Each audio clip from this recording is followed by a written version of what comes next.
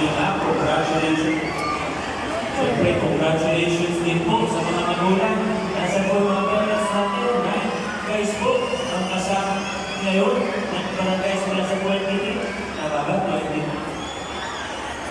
At sa ito na yung center po, sa Puerto tayo, gusto ko rin po yung pagkakataon para pasalamatan ang mga teachers natin. Mag-test, nasa po yung mga teachers natin, taas po ng kamay. At palapakan naman po natin sila ating masisipag at magagaling